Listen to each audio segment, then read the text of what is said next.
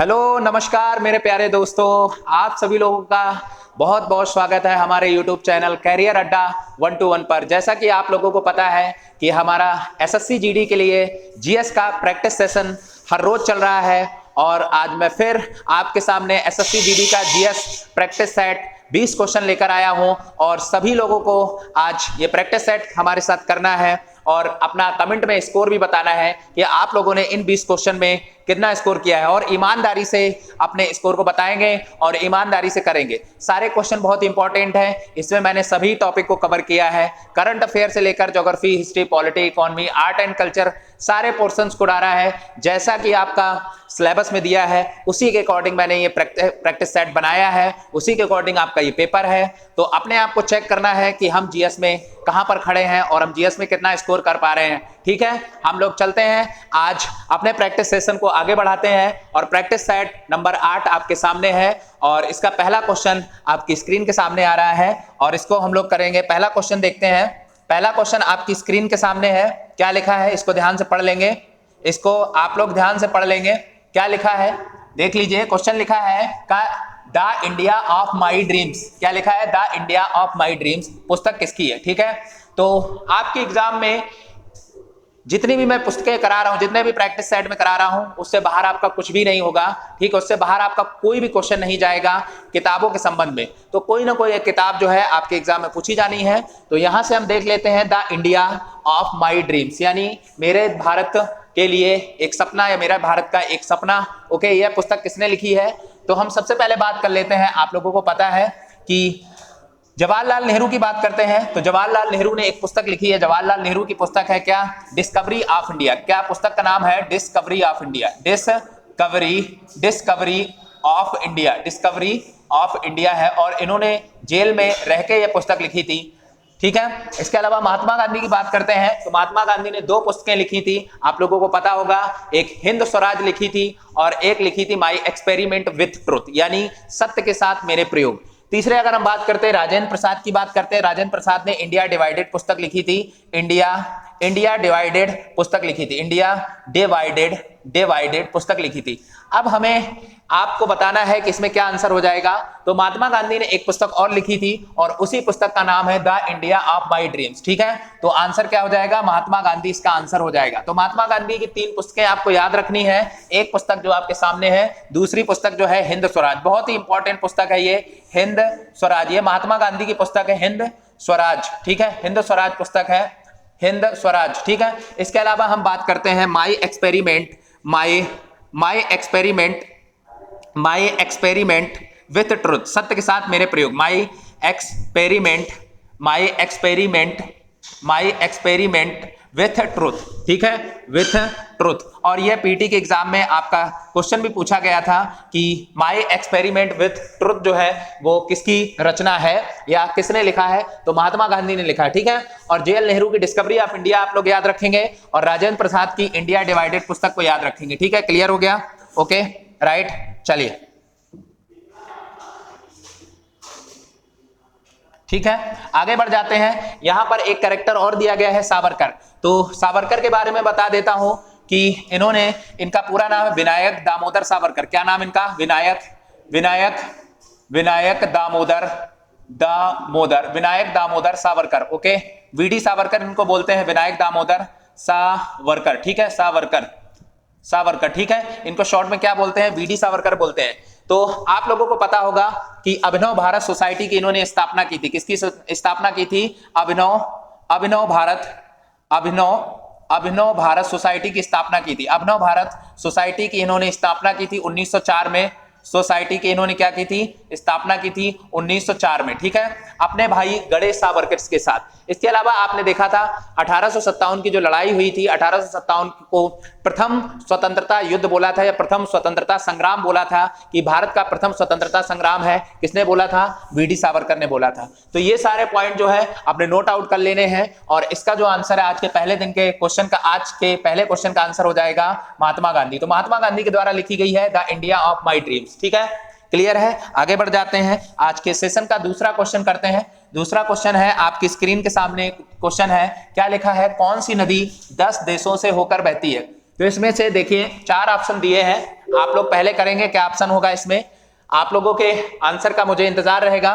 तो पहला ऑप्शन दिया ब्रह्मपुत्र, नील नदी, अमेजन, डेन्यूब। तो ब्रह्मपुत्र की अगर मैं बात करता हूं तो ब्रह्मपुत्र तिब्बत के क्षेत्र से निकलती है। कहां से निकलती है? तिब्बत के क्षेत्र से निकलती है। तिब्बत कामा चीन। वैसे देखा जाए तिब्बत जो है अब चीन के ही अंडर में आ गया है, लेकिन तिब्बत हो गया, चीन हो गया। इसके अलावा जो है भारत में ये बहती है, अरुणाचल प्रदेश में। इसके अलावा जो है बांग्लादेश में बहती है। कहां पर बहती है? बांग्लादेश में बहती है। तो ये केवल 4 देशों में बहती है। ब्रह्मपुत्र जो है कितने देशों में बहती है? 4 देशों में बहती है। वहीं पर अगर नील नदी की बात करते हैं तो नील नदी भी लगभग 8-9 देशों से होकर गुजरती है। लेकिन क्वेश्चन ये पूछा गया है यहां पर 10 देशों से होकर कौन सी नदी बहती है। नीचे दिया है अमेजन नदी। अमेजन नदी की बात करते हैं तो 8 देशों से होकर बहती है। कितने देशों से होकर बहती है? अमेजन नदी 8 देशों से होकर बहती है। लेकिन जो डेन्यूब नदी है ये यूरोप में बहती है।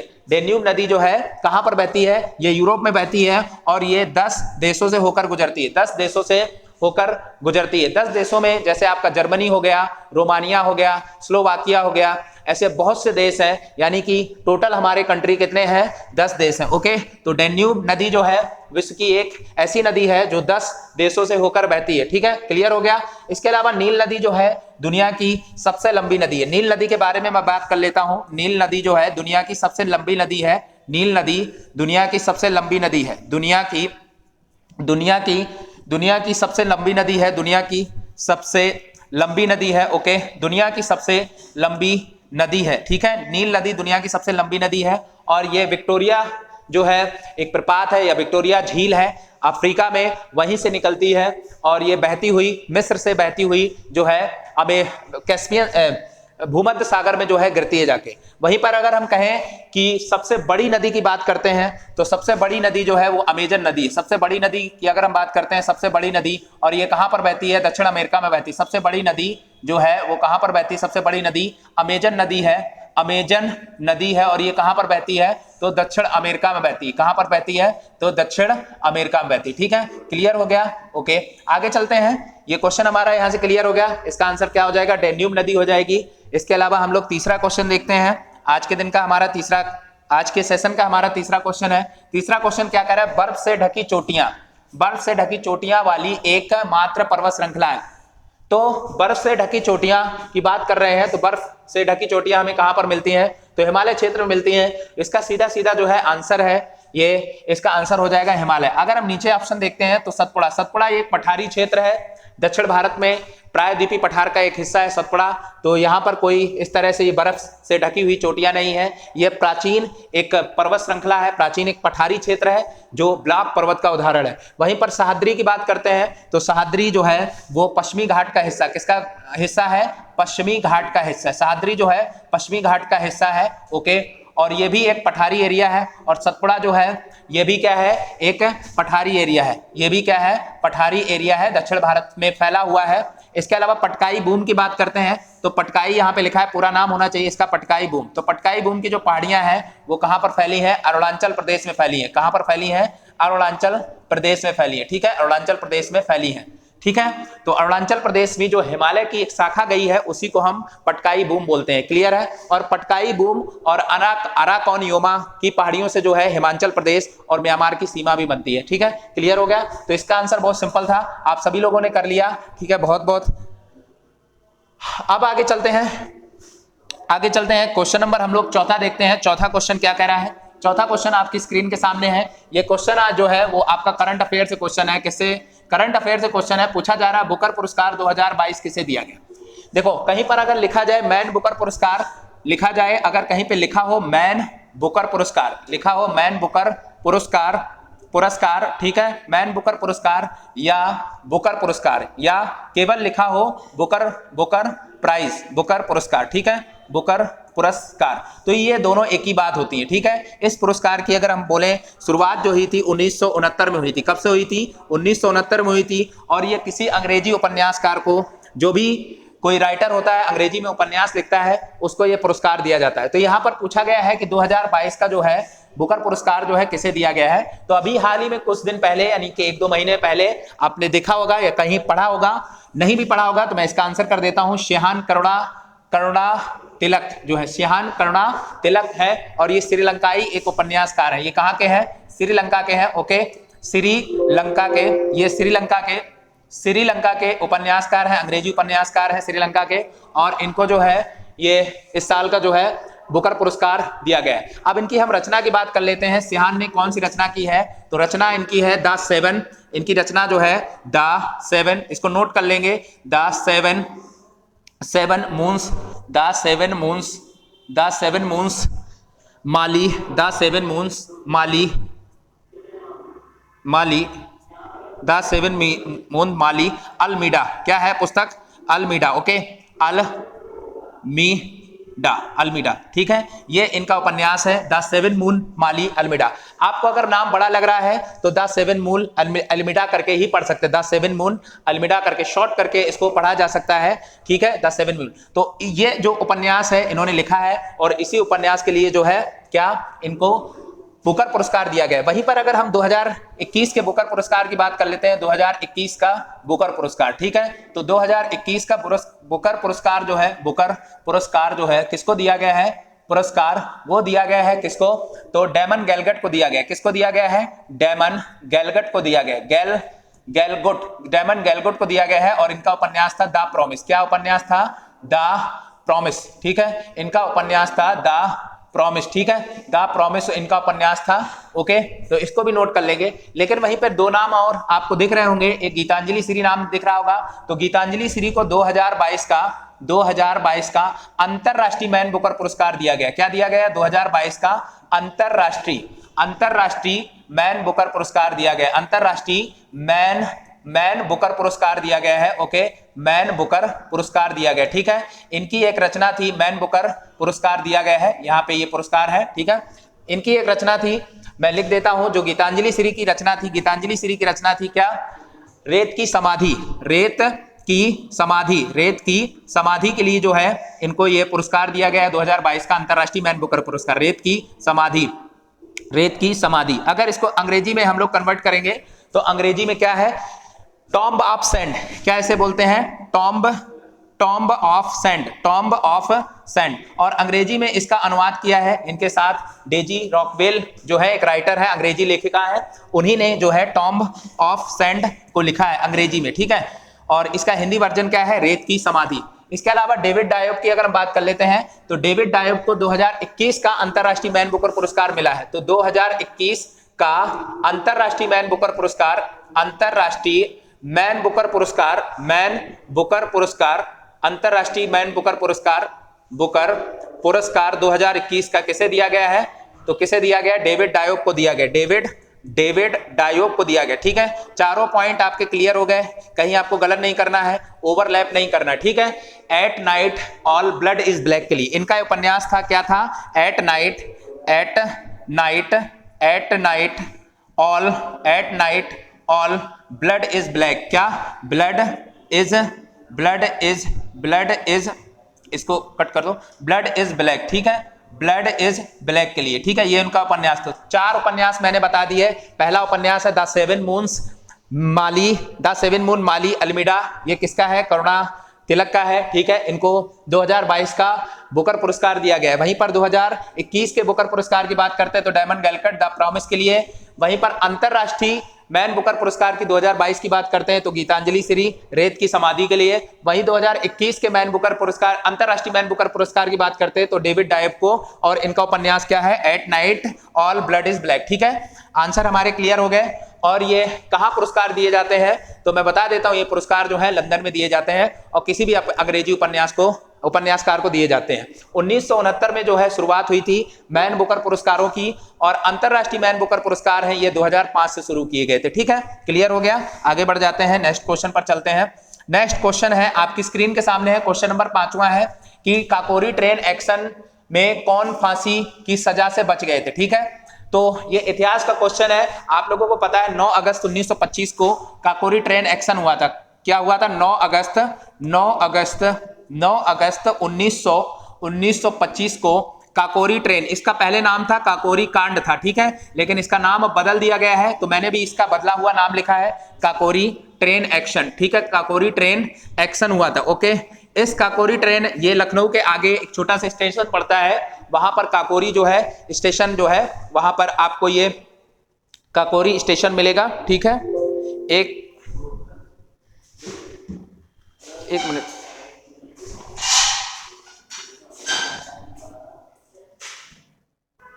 ओके क्लियर हो गया। तो 9 अगस्त 1925 को काकोरी ट्रेन एक्शन होता है। लखनऊ के पास एक काकोरी स्टेशन है, वहां पर जो है ट्रेन में जो हथियार होते हैं ट्रेन को लूटते हैं। और इसमें कौन कौन लोग होते हैं? राम प्रसाद बिस्मिल होते हैं, राजेंद्र लाहिड़ी होते हैं, चंद्रशेखर आजाद होते हैं, अशफाक उल्लाह खां होते हैं। तो इसमें यह पूछा गया है कि बच कौन जाते हैं। तो आप सभी लोगों को पता है राम प्रसाद जो बिस्मिल है, राम प्रसाद बिस्मिल को फांसी हो जाती है, पकड़े जाते हैं। और इनको जो फांसी है कहां पर होती है? तो राम प्रसाद बिस्मिल को जो फांसी है वो गोरखपुर में होती है। कहां पर होती है? गोरखपुर में होती है। ठीक है, गोरखपुर में होती है। वहीं पर राजेंद्र लाहिड़ी हैं, राजेंद्र लाहिड़ी भी पकड़े जाते हैं और इनको फांसी कहां पर होती है? तो गोंडा जेल में होती है। कहां पर होती है? गोंडा जेल में होती है। ठीक है, गोंडा जेल में होती है। वहीं पर अगर हम बात करें अशफाक उल्लाह खां की, तो अशफाक उल्लाह खां को जो फांसी होती है, आप लोगों ने पढ़ा होगा कि इनको फांसी कहां होती है? फैजाबाद जेल में होती है। कहां पर होती है? फैजाबाद जेल में होती है। ठीक है, एक और व्यक्ति थे जिनको फांसी होती है, रोशन सिंह थे, रोशन सिंह। ठीक है, रोशन सिंह के बारे में बता देता हूं। रोशन सिंह को जो फांसी होती है, रोशन सिंह को फांसी कहां पर होती है? रोशन सिंह को फांसी होती है, ये मैं बता देता हूं, रोशन सिंह को फांसी होती है नैनी में होती है। कहां पर होती है? नैनी, इलाहाबाद में होती है। ओके क्लियर है। लेकिन यहाँ पे बच कौन रहा है? तो राजे चंद्रशेखर आजाद है। ठीक है, चंद्रशेखर जो आजाद है, इस जो काकोरी ट्रेन एक्शन होता है इसमें ये बच जाते हैं, पकड़े नहीं जाते हैं। ठीक है, बाद में वो एक बात अलग है कि जो 1931 यानी फरवरी 1931 को जो है मुठभेड़ होती है अंग्रेजों से, और अल्फ्रेड पार्क या तो उसे आजाद पार्क के नाम से भी जानते हैं प्रयागराज में। ठीक है, वहां पर जो है अपने को गोली मार लेते हैं चंद्रशेखर आजाद और ये शहीद हो जाते हैं। ठीक है, चलिए आगे चलते हैं। क्वेश्चन नंबर छठा है, आपकी स्क्रीन के सामने क्या कह रहे हैं? अंतरराष्ट्रीय वित्त निगम की स्थापना कब हुई थी? तो सबसे पहले मैं बता देता हूं, अंतरराष्ट्रीय वित्त निगम यानी इंटरनेशनल फाइनेंस कारपोरेशन, इसको क्या बोलते हैं? International finance corporation. तो इंटरनेशनल फाइनेंस कारपोरेशन एक वित्तीय संगठन है जो भी कमजोर देश है, ठीक है, उनको सहायता प्रदान करना इंटरनेशनल फाइनेंस कमीशन कारपोरेशन का काम है। ओके, तो इसमें कुछ मैं सन देख लेता हूं। तो जैसे हम लोग 1982 की बात करते हैं, तो 1982 में आपको क्या पता है? भारत में एक संस्था है नाबार्ड। 1982 में भारत की एक संस्था है नाबार्ड की स्थापना हुई थी 1982 में। वहीं पर अगर हम बात करते हैं 1988, तो 1988 में सेबी की स्थापना हुई थी। 1988 में सेबी की स्थापना हुई थी। 1964 में अगर हम बात करते हैं तो आईडीबीआई की स्थापना हुई थी। किसकी हुई थी? आईडीबीआई की स्थापना हुई थी। तो बचा क्या आंसर हमारा? 1956 बचा। ठीक है, इसका आंसर हो जाएगा 1956। तो 1956 जो है इस किसकी स्थापना होती है? आईएफसी की स्थापना होती है। 1956 में किसकी स्थापना होती है? आईएफसी की स्थापना होती है, international finance corporation. Okay clear. इसके अलावा अगर हम वित्तीय संस्था की बात करते हैं तो दो वित्तीय संस्था और आपको देखने को मिलती है। एक आपको आईएमएफ मिलती है, ठीक है, और एक आपको वर्ल्ड बैंक मिलती है। तो दोनों संस्था का जो गठन हुआ था 1945 में ये संस्था बन गई थी। और ब्रेटन वुड सम्मेलन हुआ था एक 1944 में। कब हुआ था? ब्रेटन वुड सम्मेलन हुआ था 1944 में। उसी में इन दोनों संस्था का निर्माण किया गया था। तो ये दोनों भी एक प्रकार की वित्तीय संस्थाएं, ऋण देने वाली संस्थाएं हैं जो अंतरराष्ट्रीय स्तर पर ऋण प्रदान करती हैं। इंटरनेशनल मॉनेटरी फंड इसको बोलते हैं और डब्ल्यूबी को वर्ल्ड बैंक बोलते हैं। और एक क्या है? अंतरराष्ट्रीय वित्त निगम है। ठीक है, इन तीनों के अगर हेडक्वार्टर की बात करते हैं, इसके हेडक्वार्टर, इसका हेडक्वार्टर और इसका हेडक्वार्टर कहां पर है? वाशिंगटन डीसी में है। कहां पर है? वाशिंगटन डीसी में। ठीक है, यानी अमेरिका में, वाशिंगटन डीसी यानी यूएसए में। तो तीनों का मुख्यालय जो है कहां पर हो जाएगा? यूएसए में हो जाएगा। ओके, अगर मैं इन सब की बात कर लेता हूं, नाबार्ड के मुख्यालय की बात करते हैं। नाबार्ड का हेडक्वार्टर है, इसका कहां हो जाएगा? मुंबई हो जाएगा, राइट, मुंबई हो जाएगा। वहीं पर अगर हम सेबी के मुख्यालय की बात करते हैं तो सेबी का मुख्यालय भी क्या है? मुंबई हो जाएगा, आपका मुंबई हो जाएगा सेबी का मुख्यालय। ओके, अगर हम 1964 में आईडीबीआई की बात करते हैं तो आईडीबीआई का मुख्यालय भी कहां हो जाएगा? मुंबई हो जाएगा, मुंबई हो जाएगा। ओके, मुंबई हो जाएगा इसका आंसर। ठीक है, आईडीबीआई जो है ये क्या है?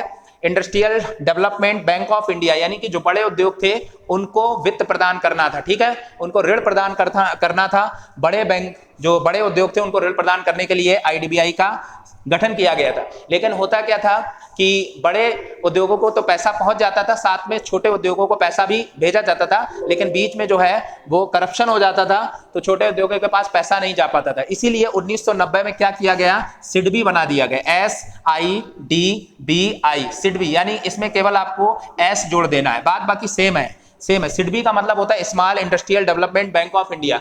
जो भी हमारे लघु उद्योग हैं उनको ऋण प्रदान करने के लिए हमारी सिडबी संस्था बनाई गई। और कब बनाई गई, 1990 में बनाई गई। और इसका हेडक्वार्टर जो बनाया गया, कहां पर बनाया गया, लखनऊ में बनाया गया, ठीक है, क्लियर हो गए। तो ये हमारा इकोनॉमी से क्वेश्चन था। एक प्रकार से इकोनॉमी में ऐसे क्वेश्चन पूछ लेते हैं डायरेक्ट कि किस संस्था का गठन किस सन में हुआ है। ओके, क्लियर हो गया। हम लोग आगे बढ़ जाते हैं, नेक्स्ट क्वेश्चन पर चलते हैं। क्वेश्चन हमारा क्या कह रहा है, लाल सड़न बीमारी किस पौधे में होती है, ठीक है। तो आपको बताना है, बहुत ही ध्यान से अगर देखेंगे तो लाल सड़न केवल हमें यहाँ पे एक ही ऑप्शन दिख रहा है जिसमें लाल सड़न होती है। आप लोग कभी भी देखेंगे जाके गन्ना, जब भी आप चूसते होंगे तो खेत में गन्ना में देखेंगे जाके, जब उसमें बीमारी लगती है तो नीचे गन्ना जो होता है काफी खराब हो जाता है और उसमें रेड सा हो जाता है और वो जो है गन्ना धीरे धीरे खराब होने लगता है। तो यही जो बीमारी होती है इसी को क्या बोलते हैं, लाल सड़न बीमारी कहते हैं। क्या कहते हैं, लाल सड़न बीमारी कहते हैं, लाल सड़न, ठीक है। लाल सड़न जो है बीमारी होती है और ये गन्ना में लगती है, ठीक है। ओके, धान में आपको पता होगा, धान में एक बहुत प्रसिद्ध रोग होता है, ठीक है। एक धान में एक प्रसिद्ध रोग होता है, आपने सुना होगा, खैरा रोग होता है। क्या होता है, खैरा रोग होता है। वहीं पर गेहूं की बात करते हैं तो गेहूं में एक बहुत प्रसिद्ध रोग होता है, करनाल बंट होता है। क्या होता है, करनाल बंट होता है, ये गेहूं में लगने वाला होता है, ठीक है। ओके, और व्हाइट रोली रोग होता है। व्हाइट रोली जो होता है वो यहाँ पे आप लोग करनाल बंट गेहूं में करेंगे, गेहूं में जो है करनाल बंट, ठीक है, गेहूं में करनाल बंट हो जाएगा। और सरसों में आप करेंगे व्हाइट रोली, ठीक है, व्हाइट रोली, ठीक है। व्हाइट रोली जो है रोग लगता है किसमें, सरसों में लगता है। ओके, तो इसका आंसर क्या हो जाएगा, इसका आंसर हो जाएगा हाँ, इसका आंसर गन्ना हो जाएगा। ये जो है आपका धान में खैरा रोग लगता है, मैं इसके सामने लिख गया हूं, ठीक है, लेकिन धान में खैरा रोग लगता है और सरसों में व्हाइट रोली लगता है और गेहूं जो है करनाल बंट, गेहूं में जो रोग लगता है वो क्या है, करनाल बंट। ओके, क्लियर हो गया, इसका आंसर हो जाएगा गन्ना, ठीक है। आगे चलते हैं, क्वेश्चन नंबर क्या कह रहा है, क्वेश्चन नंबर 8 है, संबोजी नहीं, यहाँ पे संयोजी है। क्या है ये, संयोजी, मैं या बना देता हूं, संयोजी ऊतक नहीं है इसमें दिया गया। वैसे संयोजी ऊतक क्या होते हैं, एक अंग से दूसरे अंग को जोड़ने का काम जो होता है वो संयोजी ऊतकों का होता है, ठीक है। जैसे हम लोग देखते हैं कि मांसपेशियों को आपस में जोड़ा जाता है, हड्डियों को आपस में जोड़ा जाता है, हड्डियों को मांसपेशियों से जोड़ा जाता है, ठीक है। इसके अलावा जो हमारा ब्लड होता है वो भी हमारा एक संयोजी ऊतक है, वो भी कहीं ना कहीं जुड़ता है, लेकिन ब्लड जो है वो हमारा तरल संयोजी ऊतक है, ठीक है। तो इसमें कौन संयोजी ऊतक नहीं है, तो क्या हमारा रक्त संयोजी ऊतक है, यस बिल्कुल है। अस्थि हमारा संयोजी ऊतक है, बिल्कुल है। और स्नायु अस्थियां बंधन हेतु ये भी हमारा संयोजी ऊतक है। लेकिन यहाँ पर जो त्वचा है, त्वचा हमारा जो है किसी भी चीज को जोड़ने का काम नहीं करता है, त्वचा हमारा सबसे अलग रहता है, तो इसीलिए त्वचा जो है यहाँ पे क्या संयोजी ऊतक नहीं होगा। इसका आंसर क्या हो जाएगा, तीसरा हो जाएगा। ओके, चलिए आगे चलते हैं, क्वेश्चन नंबर 9 देखते हैं। क्वेश्चन नंबर 9 क्या कह रहा है कि अनुच्छेद 32 का संबंध किससे है, अनुच्छेद 32 का संबंध किससे है। अब पहला ऑप्शन दिया है मौलिक अधिकार दिया है, दूसरा डीपीएसपी दिया है, यानी डीपीएसपी का मतलब है राज्य के नीति निदेशक तत्व, यानी डायरेक्टिव प्रिंसिपल स्टेट पॉलिसी, इसको क्या बोलते हैं, नीति निदेशक, राज्य के नीति निदेशक तत्व। तीसरा दिया है एफडी यानी फंडामेंटल ड्यूटीज, यानी इसको बोलते हैं मौलिक कर्तव्य। कुछ चीजें अगर शॉर्ट में आप लोग याद करते हो तो बहुत ही आसानी होता है समझना। और चौथा दिया है सर्वोच्च न्यायालय, ठीक है। अनुच्छेद 32 का संबंध किससे है, तो ये क्या हो जाएगा, अनुच्छेद 32 का संबंध जो है मौलिक अधिकारों से है, ठीक है। अगर हम देखें सर्वोच्च न्यायालय, कई बच्चे अगर सर्वोच्च न्यायालय को करेंगे तो सर्वोच्च न्यायालय नहीं, सर्वोच्च न्यायालय अनुच्छेद 32 के तहत रिट प्रदान करता है। सर्वोच्च न्यायालय क्या करता है, आर्टिकल 32 के तहत क्या करता है, रिट जारी करता है, ठीक है। रिट जो है जारी करता है, राइट, क्लियर हो गई, रिट जारी करता है, ठीक है। डीपीएसपी में ये चीजें नहीं है, ओके। तो अनुच्छेद 32 जो है हमारा किससे हो जाएगा, मौलिक अधिकारों से हो जाएगा। और इस अनुच्छेद 32 को क्या बोलते हैं, संवैधानिक उपचारों का अधिकार बोलते हैं। क्या बोलते हैं, संवैधानिक आर्टिकल 32 को क्या बोला जाता है, आर्टिकल 32 को क्या बोला जाता है, संवैधानिक उपचारों संवैधानिक उपचारों का अधिकार बोला जाता है, संवैधानिक उपचारों का अधिकार बोला जाता है, ठीक है, अधिकार बोला जाता है, ठीक है, ओके। और हम लोग बात कर लेते हैं मौलिक अधिकार जो है किस भाग में आते हैं, तो मौलिक अधिकार जो है भाग 3 का पार्ट है, किस भाग में आते हैं, तो भाग 3 में आते हैं। वहीं पर अगर हम डीपीएसपी की बात करते हैं तो ये भाग 4 में आते हैं, किस में आते हैं, भाग 4 में आते हैं। वहीं फंडामेंटल ड्यूटीज की बात करते हैं तो ये भाग 4 का में आते हैं, किस में आते हैं, भाग 4 का में आते हैं, ठीक है, भाग 4 का में आते हैं, ओके। और सर्वोच्च न्यायालय अगर हम बात करते हैं तो ये संघीय व्यवस्था है हमारी और संघ के अंतर्गत आता है, यानी संघ जो है वो हमारा भाग 5 में आता है, ओके, क्लियर है। सर्वोच्च न्यायालय जो है हमारा किस में आ जाएगा, भाग 5 में आ जाएगा, ओके, भाग 5 में आएगा। सर्वोच्च न्यायालय प्रॉपर अगर हम बात करते हैं सर्वोच्च न्यायालय के संबंध में अनुच्छेद जो है वो 124 है। भारत का सर्वोच्च न्यायालय किस अनुच्छेद के तहत है, 124 अनुच्छेद के तहत जो है भारत का एक सर्वोच्च न्यायालय होता है, राइट। क्लियर हो गया, सारे क्वेश्चन इसमें क्लियर हो गए, सारे पॉइंट क्लियर हो गए। अब नेक्स्ट क्वेश्चन पर आते हैं। क्वेश्चन नंबर हमारा 10 है कि प्रस्तावना में कितनी बार संशोधन किया गया है, तो प्रस्तावना पहला ऑप्शन दिया 1 बार, दूसरा ऑप्शन दिया 2 बार, तीसरा ऑप्शन दिया 1 बार भी नहीं, चौथा ऑप्शन दिया है कई बार, ठीक है। आप लोगों को पता होगा केशवानंद भारतीवाद था, केशवानंद भारतीवाद 1973, ओके। और इसमें आप लोगों को पता है कि सर्वोच्च न्यायालय ने यह तय किया था कि संविधान का जो है जो मेन ढांचा है, ठीक है, वो क्या क्या है उसके बारे में उन्होंने बताया था, केशवानंद भारतीवाद में बताया है, ठीक है, मूल ढांचा जो है वो क्या है। और सर्वोच्च न्यायालय ने यह भी बताया कि जो मूल ढांचा है उसमें हम लोग संशोधन नहीं कर सकते हैं। तो हमारे जो प्रस्तावना है, तो प्रस्तावना यानी उद्देशिका या इसी को अंग्रेजी में बोलते हैं प्रियम्बल, तो इसमें केवल 1 बार ही संशोधन हुआ है। कितने बार हुआ है, 1 बार ही संशोधन हुआ है। और ये संशोधन कब हुआ था, 42वां संविधान संशोधन था, 42वां कॉन्स्टिट्यूशन अमेंडमेंट था। और ये कब था, 1976 में हुआ था, 1976 में हुआ था। और प्रस्तावना में 1 बार संशोधन किया गया और प्रस्तावना में 3 शब्द जोड़े गए थे, ठीक है। प्रस्तावना में क्या था, प्रस्तावना में 3 शब्द जोड़े गए थे, प्रस्तावना में 3 शब्द जोड़े गए थे, ओके। प्रस्तावना में 3 शब्द आप सभी लोगों को पता भी होगा क्या था, एक समाजवाद था, एक था समाजवाद, एक था पंथ निरपेक्षता, एक था पंथ निरपेक्षता, ठीक है, और एक था अखंडता। ये 3 शब्द जो थे, पहला शब्द, दूसरा शब्द और तीसरा शब्द था अखंडता, ठीक है, अखंडता, ओके। तो ये जो है 3 शब्द जो है इसमें जोड़े गए थे, किसमें, प्रस्तावना में। और केवल 1 बार ही संशोधन किया गया है, कब किया गया है, 1976 में 42वें कॉन्स्टिट्यूशन अमेंडमेंट के तहत, ठीक है। प्रस्तावना की अगर हम शुरुआत करते हैं तो कहां से होती है, हम भारत के लोग, ठीक है। तो संविधान की संप्रभुता किसमें निहित है, तो जनता में निहित है, ये भी याद रखेंगे आप लोग, ठीक है। आगे चलते हैं, ओके। हाँ, देश की संप्रभुता जो है वो जनता में निहित है, ओके, क्लियर। आगे आ जाते हैं, क्वेश्चन नंबर हमारा 11 है। 11 क्या कह रहा है, हाल ही में भारत के प्रथम मतदाता श्याम शरण नेगी का निधन हो गया, ठीक है। वो किस राज्य से, तो ये अभी हाल का करंट अफेयर का क्वेश्चन है। श्याम शरण नेगी ने जो है 1951 के जो आम चुनाव थे, यानी लोकसभा के चुनाव थे, 1951 के आम चुनाव का मतलब है यहाँ पे 1951 जो लोकसभा के चुनाव थे उसमें जो है पहला मतदान किया था। क्या किया था, पहला मतदान किया था, ओके, पहला मतदान किया था। और अभी कुछ दिन पहले जो है इनका निधन हो गया है। और यही पूछा जा रहा है कि जो ये किस प्रदेश से है, तो ये किस प्रदेश से आते हैं, हिमाचल प्रदेश से, ठीक है। श्याम शरण नेगी जो है कहां से, हिमाचल प्रदेश से है। और अभी इनका निधन जब हुआ है तो ये 106 वर्ष के थे। कितने वर्ष के थे, तो 106 वर्ष के थे। और इन्होंने जो है बहुत समय तक जो है मतदान किया और भारत का जो पहला मतदाता के रूप में ये बने थे। इन्होंने 1951 के जो आम चुनाव यानी लोकसभा के चुनाव थे उसमें भी जो है इन्होंने मतदान किया था। तो पहले ये मतदाता थे जिनकी अभी हाल में क्या हो गई है, डेथ हो गई है। आगे बढ़ जाते हैं, नेक्स्ट क्वेश्चन पे चलते हैं। नेक्स्ट क्वेश्चन आपकी स्क्रीन के सामने है, क्वेश्चन नंबर 12 है। देखिए क्वेश्चन नंबर 12 क्या कह रहा है, क्वेश्चन नंबर 12 कह रहा है कि दुनिया का 8वां अरबवां बच्चा, ठीक है, किस देश में पैदा हुआ है। बहुत इंपॉर्टेंट क्वेश्चन है, ठीक है।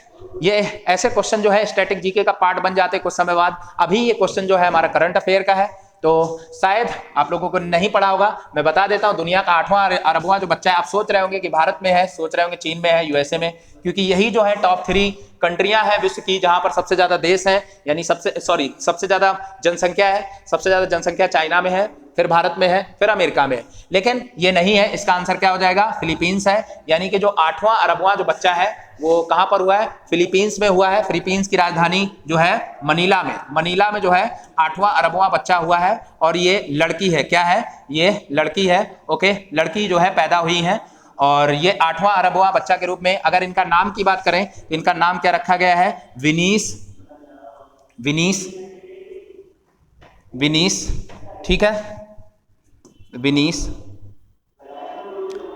विनीस साबान साग, ठीक है, विनीस साबान साग, ठीक है।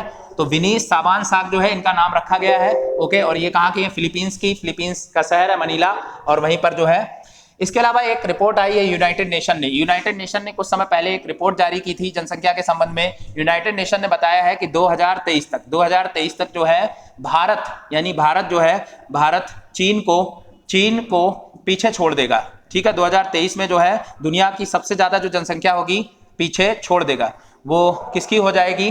वो किसकी हो जाएगी? भारत की हो जाएगी, ठीक है। अभी अगर हम वर्तमान में बात करते हैं चीन की, कुछ जो ताजे आंकड़े हैं उसके आधार पर जो चीन की जनसंख्या है, चीन में जो जनसंख्या है कितनी है? 143 करोड़ है। कितनी है? 143 CR है। और भारत की अगर हम बात करते हैं तो भारत की जनसंख्या है 142 CR है। कितनी है? 142 CR। ओके, ठीक है, क्लियर है। आगे बढ़ जाते हैं नेक्स्ट क्वेश्चन पर। यह आपका आंसर हो गया। आगे बढ़ जाते हैं, क्वेश्चन नंबर 13 है। क्वेश्चन नंबर 13 क्या है कि पहले ब्रिटिश अंपायर गेम्स कहाँ हुए थे, ठीक है।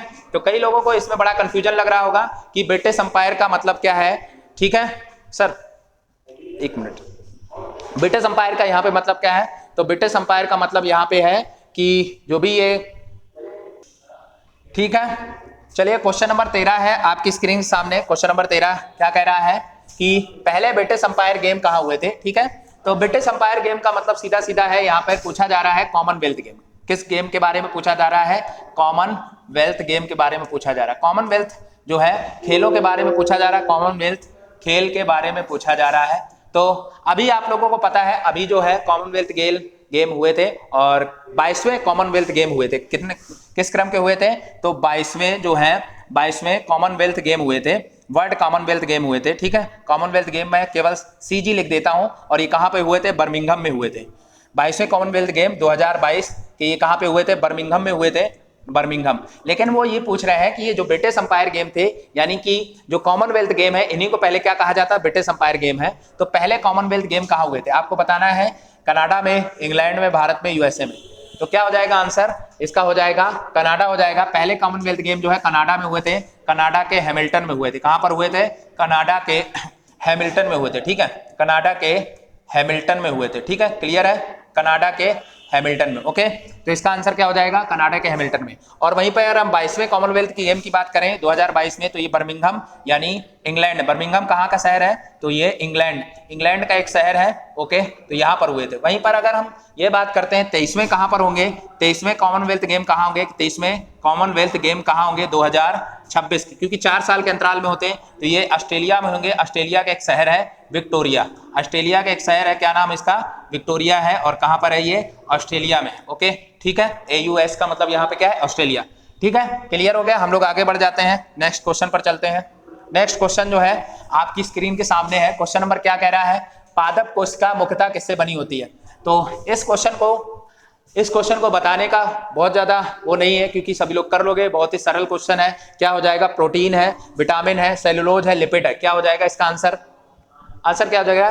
तो पादप कोशिका जो बनी होती है वो सेलुलोज की बनी होती है। कई एग्जामों में पूछा गया है और डायरेक्ट ऐसे ही क्वेश्चन पूछते हैं कि पादप कोशिका जो होती है, ठीक है, वो किसकी बनी होती है। ओके, चलिए आगे चलते हैं, नेक्स्ट क्वेश्चन पर चलते हैं। क्वेश्चन नंबर 15 है।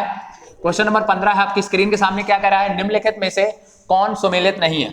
तो इसमें सुमेल करना है, इसमें कौन सुमेलित नहीं है, यानी कि इसमें 3 ऐसे ऑप्शन होंगे जो मिले होंगे, जिनका मेल होगा, लेकिन एक ऑप्शन ऐसा होगा जो सुमेलित नहीं है। तो लंदन पूछा गया, लंदन, यहाँ पे शहर दिया गया है और इस साइड जो है नदी दी गई। तो क्या लंदन टेम्स नदी पर है? यस, बिल्कुल है। वियना, आप देखते हो वियना यूरोप का देश है। वोल्गा एक नदी है और यूरोप की सबसे बड़ी नदी है वोल्गा, तो ये भी है। न्यूयॉर्क की अगर हम बात करते हैं, न्यूयॉर्क शहर जो है हडसन नदी के किनारे, ये भी है। लेकिन मुंबई जो शहर है, क्या मुंबई कृष्णा नदी पर है? नहीं, मुंबई कृष्णा नदी के किनारे नहीं है। मुंबई एक क्या है? द्वीपीय एरिया है, यानी कि सालसेट द्वीप है, उस पर बसा हुआ एक शहर है, ठीक है। ओके, ठीक है, क्लियर है। तो मुंबई जो है सालसेट द्वीप पर बसा हुआ एक शहर है, ठीक है। मुंबई एक प्रकार का बंदरगाह भी है, ओके। ये सारी चीजें करनी है, तो इसका आंसर क्या हो जाएगा, चौथा हो जाएगा। यानी मुंबई जो है वो कृष्णा नदी के किनारे नहीं है, कृष्णा नदी बहुत ही दूर से यानी महाबलेश्वर की पहाड़ियां हैं वहां से निकलती है, ओके। चलिए आगे आ जाते हैं। क्वेश्चन नंबर 16 है। क्वेश्चन नंबर 16 क्या कह रहा है आपकी स्क्रीन के सामने, भारत में प्रचंड बेरोजगारी किस क्षेत्र में पाई जाती है? तो आप लोग आंसर कर लेंगे तुरंत, क्या है प्रचंड बेरोजगारी किस क्षेत्र में पाई जाती है? तो प्रचंड बेरोजगारी का मतलब होता है, प्रचंड मैं बता देता हूं, प्रचंड बेरोजगारी का मतलब होता है प्रचंड बेरोजगारी, या इसी को हम बोल दें बेरोजगारी, प्रचंड बेरोजगारी, या इसी को हम बोलते हैं छिपी बेरोजगारी। क्या बोलते हैं? छिपी बेरोजगारी, इसी को हम बोलते हैं छिपी बेरोजगारी, ठीक है। प्रचंड बेरोजगारी या इसी को हम बोलते हैं छिपी बेरोजगारी। इसका मतलब यह होता है कि जो मान लेते हैं कि जैसे मैं ही हूं या आप लोग हैं, कोई भी ऐसा व्यक्ति है जो पढ़ा लिखा खूब है, ठीक है, और वो कहीं पे जॉब करने जाता है, यानी कि अगर वो उसकी कैपेसिटी या उत्पादन करने की क्षमता ठीक ठाक है, लेकिन उस हिसाब से उसको वर्क नहीं मिल पाता है, ठीक है। कोई भी व्यक्ति है अगर वो 50,000 की नौकरी कर सकता है, 50,000 के लायक है, लेकिन उसको नौकरी कितनी मिल रही है? तो केवल और केवल कितनी मिल रही है? 10,000 का काम उसको मिल रहा है, ठीक है। तो ऐसे व्यक्ति हमारे जो किस क्षेत्र में सबसे ज्यादा भारत में पाए जाते हैं, जहां पे ये छिपी बेरोजगारी, प्रचंड बेरोजगारी मिलती है, ठीक है। तो बताइए इसका आंसर क्या हो जाएगा? व्यापार में क्या होता है? कृषि में होता है, सेवा में होता है, उद्योग में होता है, कहां पर होता है? तो हमें ये चीजें जो है कृषि वाले क्षेत्र में जो ज्यादा देखने को मिलती है। प्रचंड बेरोजगारी या छिपी बेरोजगारी हमें कहां पर मिलती है? कृषि क्षेत्र में मिलती है, ठीक है। इसका आंसर हो जाएगा कृषि। चलिए आगे बढ़ जाते हैं। Question number 16। क्वेश्चन नंबर 16 क्या कह रहा है? क्वेश्चन नंबर 17 देखिए। क्वेश्चन नंबर 17 क्या है? इनमें से कौन सी नदी पीर पंजाल से निकलती है? तो पीर पंजाल, कल मैंने ये क्वेश्चन को डिस्कस किया था। पीर पंजाल जो श्रेणी है, पीर पंजाल लघु हिमालय का पार्ट है, लघु हिमालय के अंतर्गत आती है पीर पंजाल। पीर पंजाल श्रेणी किसमें आती है? लघु हिमालय। और ये कहां पर फैली हुई है? तो जम्मू कश्मीर में। कहां पर? लघु हिमालय। और ये कहां पर है? जम्मू जे एंड के यानी जम्मू कश्मीर में है। तो अब इसमें बताइए कौन सी ऐसी नदी है जो जम्मू कश्मीर से नहीं निकलती है? तो नहीं निकलती है। तो अगर हम सिंधु की बात करते हैं, सिंधु कहां से निकलती है? तो मानसरोवर झील से निकलती है। कहां से निकलती है? मानसरोवर झील से निकलती है, ठीक है। चिनाब की बात करते हैं तो चिनाब बारालाचा दर्रे से निकलती है, बारालाचा दर्रे से निकलती है। वहीं पर अगर हम ब्यास की बात करते हैं तो ये भी जो है रोहतांग दर्रे के पास एक ब्यास कुंड है, व्यास कुंड से निकलती है। कहां से निकलती है? व्यास कुंड रोहतांग दर्रे के पास से निकलती है, ठीक है, यानी कि हिमाचल प्रदेश में। बारालाचा दर्रा का हिमाचल प्रदेश, सिंधु मानसरोवर ये कहां? तिब्बत है। केवल एक ऑप्शन बचा झेलम, और झेलम जो है निकलती है पीर पंजाल श्रेणी से ही निकलती है। और वहां पे एक छोटा सा क्षेत्र है जिसका नाम वेरीनाग, ठीक है, वेरीनाग झील है, वेरीनाग झील है, वहीं से जो है झेलम नदी का उद्गम होता है। तो इसका आंसर बहुत सरल था, आराम से आप लोगों ने कर लिया होगा। क्वेश्चन नंबर 18 पर चलते हैं। क्वेश्चन नंबर 18 क्या है कि रविन्द्रनाथ टैगोर ने किस वर्ष शांति निकेतन की स्थापना की थी? रविन्द्रनाथ टैगोर ने किस वर्ष शांति निकेतन की स्थापना की थी? बताइए इसमें क्या हो जाएगा? रविन्द्रनाथ टैगोर ने किस वर्ष की थी? यहाँ पे देखो आपको 1915 दिख रहा है, तो 1915 में जो है महात्मा गांधी ने साबरमती की स्थापना की थी, साबरमती आश्रम की स्थापना की थी। किसकी की थी? साबरमती आश्रम की स्थापना की थी, ठीक है। साबरमती आश्रम की स्थापना 1915 में महात्मा गांधी ने की थी, ठीक है, साबरमती आश्रम की स्थापना। और ये साबरमती आश्रम की स्थापना कहाँ की थी? तो अहमदाबाद में की थी। कहाँ की थी? अहमदाबाद, गुजरात के अहमदाबाद में की थी, ठीक है। वहीं पर अगर हम 1913 की बात करते हैं तो 1913 में जो है रविन्द्रनाथ टैगोर को साहित्य का नोबेल मिला था। क्या मिला था? साहित्य का इनको नोबेल मिला था, साहित्य का नोबेल मिला था, ठीक है, 1913 में। और इनकी कृति थी गीतांजलि। लेकिन 1901 जो सन है, इसी सन में जो है इन्होंने यानी रविन्द्रनाथ टैगोर ने जो है 1901 में कलकत्ता में, कहां पर? कोलकाता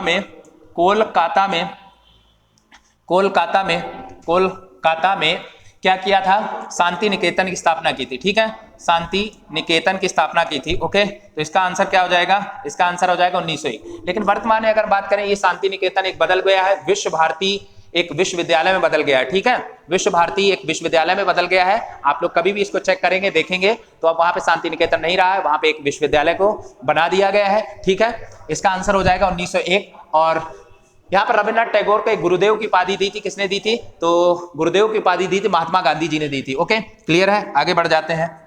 आगे क्वेश्चन नंबर 19 है। क्वेश्चन नंबर 19 क्या कह रहा है कि राज्यसभा के पहले अध्यक्ष थे, राज्यसभा के पहले अध्यक्ष। तो राज्यसभा के पहले अध्यक्ष, तो राज्यसभा का जो अध्यक्ष होता है, राज्यसभा का जो अध्यक्ष मैं बात कर लेता हूं यहां पर राज्यसभा का जो अध्यक्ष होता है वो बेसिकली कौन होता है, वो सभापति होता है। कौन होता है, सभापति। और ये सभापति कौन होते हैं, सभापति कौन होते हैं, सभापति ही क्या होते हैं, यानी सभापति होते हैं उपराष्ट्रपति। क्या होते हैं, उपराष्ट्रपति। तो क्वेश्चन क्या पूछा जा रहा है कि भारत के पहले उपराष्ट्रपति, यहां से ऐसे निकलेगा तो भारत के पहले उपराष्ट्रपति कौन हो जाएंगे, बताइए आंसर क्या हो जाएगा, सच्चिदानंद सिन्हा हो जाएगा क्या, नहीं। सच्चिदानंद सिन्हा जो थे हमारे जो कैबिनेट जो संविधान सभा बनी हुई थी उसमें पहले सदस्य बनाए गए थे, अस्थायी रूप से पहले सदस्य बनाए गए थे उसके, ठीक है, मतलब सदस्य अध्यक्ष के रूप में बनाए गए थे, ठीक है। इसके अलावा एस राधाकृष्णन जो थे, यही आंसर हो जाएगा। भारत के पहले जो है ये क्या थे, उपराष्ट्रपति थे, या हम कह दें राज्यसभा के पहले अध्यक्ष थे, ठीक है। क्लियर हो गया। राजेंद्र प्रसाद आप लोगों को पता है भारत के पहले राष्ट्रपति रहे हैं। बी.आर. अम्बेडकर जो है भारत के स्वतंत्र भारत के जब कैबिनेट बनी थी तो कानून मंत्री इनको बनाया गया था। ओके, क्लियर हो गया। आगे बढ़ जाते हैं। आगे लास्ट क्वेश्चन आ गया, आज के दिन का लास्ट क्वेश्चन है, क्या कह रहा है, द पाई, यहाँ पे पाई नहीं है, यहाँ पे थर्ड है, क्या लिखा है, थर्ड पिलर। तो द थर्ड पिलर पुस्तक किसकी है, तो दी थर्ड पिलर पुस्तक एक अर्थव्यवस्था पर आधारित पुस्तक है। किस पे आधारित है, अर्थव्यवस्था पर आधारित एक पुस्तक है। तो इसमें आपको आंसर छांटने कौन से ऐसे व्यक्ति हैं जो अर्थव्यवस्था से संबंधित है या अर्थशास्त्री है, बताइए कौन हो जाएंगे, क्या कैलाश सत्यार्थी हो जाएंगे, नहीं, ये तो सामाजिक कार्यकर्ता है। आप लोगों को पता होगा कैलाश सत्यार्थी को 2014 में जो है शांति का नोबेल दिया गया। किसका दिया गया था, शांति का नोबेल दिया गया था, मलाला यूसुफजई के साथ दिया गया था, शांति का नोबेल 2014 में दिया गया था, ठीक है। और इन्होंने एक काम किया था, यानी बचपन बचाओ, यानी जो छोटे छोटे बच्चे हैं वो काम पर लगे हुए हैं, खानों में काम कर रहे हैं, होटलों में काम कर रहे हैं, तो उनको इन्होंने बचाया था और उनको शिक्षा दिलाई थी। तो इनका एक आंदोलन चलता है, इनके आंदोलन का नाम है बचपन बचाओ आंदोलन। क्या नाम है इनका, बचपन बचाओ आंदोलन नाम है। क्या नाम है, बचपन बचाओ आंदोलन नाम है, ठीक है, बचपन बचाओ आंदोलन। वहीं पर अगर हम पुस्तक की बात करते हैं तो एक इन्होंने पुस्तक लिखी है, एक क्या इनकी कई पुस्तक है, लेकिन एक इनकी बहुत फेमस पुस्तक है जिसका नाम है विल फॉर चिल्ड्रन। क्या नाम है, विल फॉर चिल्ड्रन। ओके, एक इनकी पुस्तक का नाम है will for children. Okay, will for children है इनकी पुस्तक का नाम। ये जो है कैलाश सत्यार्थी। वहीं पर अगर जयराम रमेश की बात करते हैं तो जयराम रमेश जो है आपने देखा होगा कि कांग्रेस की सरकार में ये मंत्री रहे हैं, कैबिनेट मंत्री रहे हैं, और इंदिरा गांधी जी के ऊपर इन्होंने एक पुस्तक लिखी है। ये एक पॉलिटिशियन है और यहाँ पे मुझे बात किसकी करनी है, इकोनॉमिस्ट की करनी है। तीसरे व्यक्ति हैं रघुराम राजन। क्या रघुराम राजन इकोनॉमिस्ट हैं, एक अर्थशास्त्री? यस, हमारे भारत के जो हैं पूर्व में ये आरबीआई के गवर्नर भी रह चुके हैं, और रघुराम राजन ने ही जो है ये पुस्तक लिखी है। इस पुस्तक का नाम है द थर्ड पिलर पुस्तक, ठीक है। ओके, क्लियर हो गया। लेकिन शशि थरूर की जो है, शशि थरूर का नाम भी यहाँ पे दिया है, तो शशि थरूर ने हाल ही में अंबेडकर ए लाइफ नामक पुस्तक लिखी। हाल ही में इनकी एक पुस्तक आई है जिसका नाम है अंबेडकर ए लाइफ पुस्तक जो है अभी हाल में लिखी है। इसके अलावा शशि थरूर ने बहुत सी पुस्तकें लिखी हैं, ठीक है। An era of darkness Shashi Tharoor ji के द्वारा लिखी गई है। तो ये आज के सेशन के बहुत ही बढ़िया क्वेश्चन थे, शानदार क्वेश्चन थे, जबरदस्त क्वेश्चन थे। इन क्वेश्चन की आप लोग प्रैक्टिस करते रहिए, आपको एग्जाम में हमारे क्वेश्चन सीधे हूबहू मिलेंगे, ठीक है। और अपना स्कोर भी बताना मत भूलिए कि हमारे कितने क्वेश्चन हमारे सही हो रहे हैं, ठीक है। आप लोग तब तक कल फिर मिलते हैं। आप लोग स्वस्थ रहिए, मस्त रहिए, पढ़ाई करते रहिए। जय हिंद।